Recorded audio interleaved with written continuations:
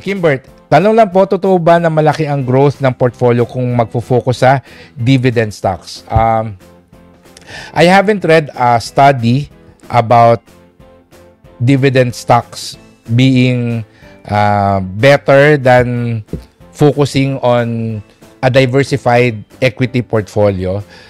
But I could guess na mas malaki ang kikitain mo kung growth fund or growth stocks yung hawak mo sa portfolio.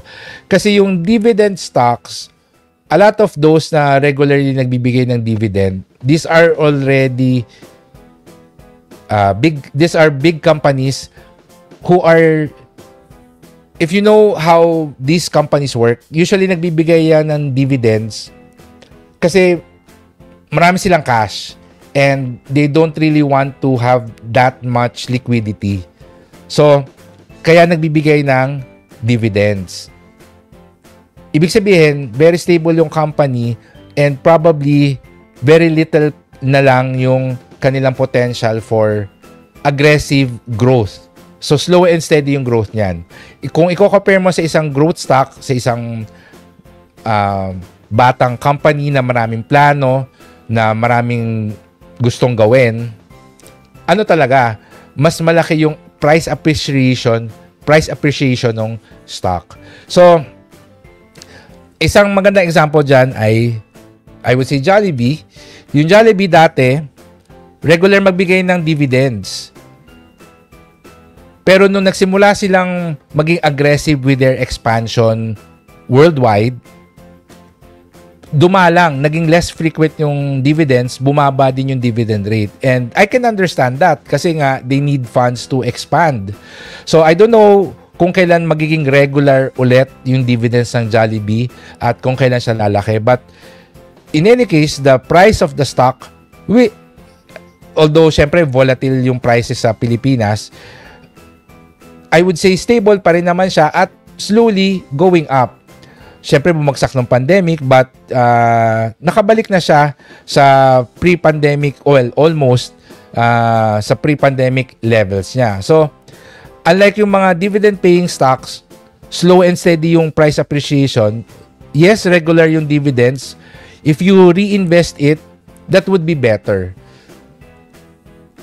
Kung ako, ang ginagawa ko, as always, diversified portfolio.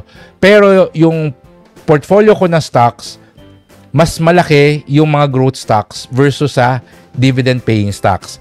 I actually prefer yung mga growth stocks na merong dividends every now and then. Hindi regular, pero meron on occasion. Yung talagang dividend-paying stocks ko are yung REITs. Yun lang talaga, yung mga REITs. Pero the rest of my portfolio, well, yun nga, kasama yung Jollibee doon. Growth stock, they're really more of a growth stock, although blue chip company.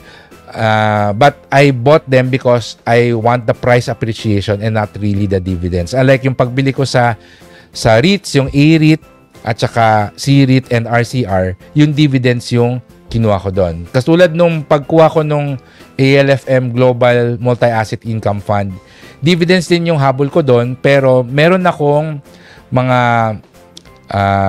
yung alpha funds, no, mga alpha opportunity growth fund na ang habol ko doon ay price appreciation and larger yung allocation ko doon sa portfolio ko because I'm still young and I'm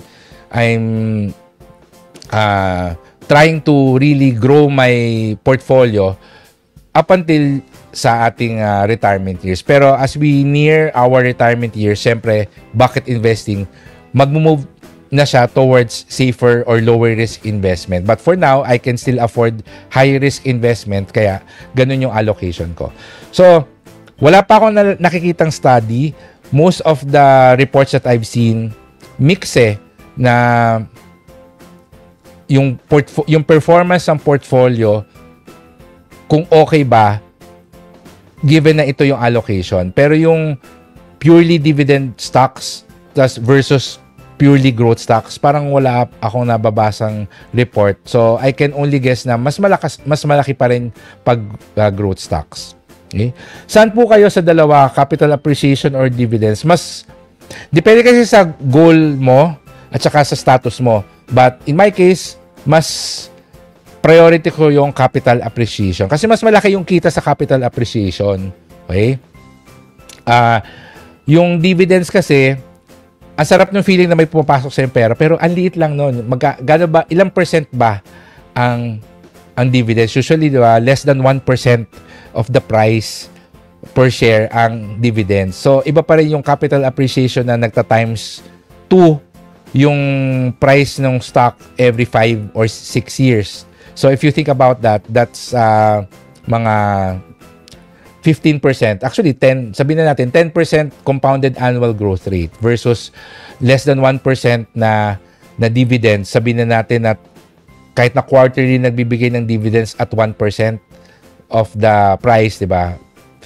Doing simple math, although this is not accurate, kung 1% every quarter ang nakukuha mong dividends, that's 4% a year versus 10% compounded annual growth rate sa price appreciation. Lamang talagang ang capital appreciation. Okay?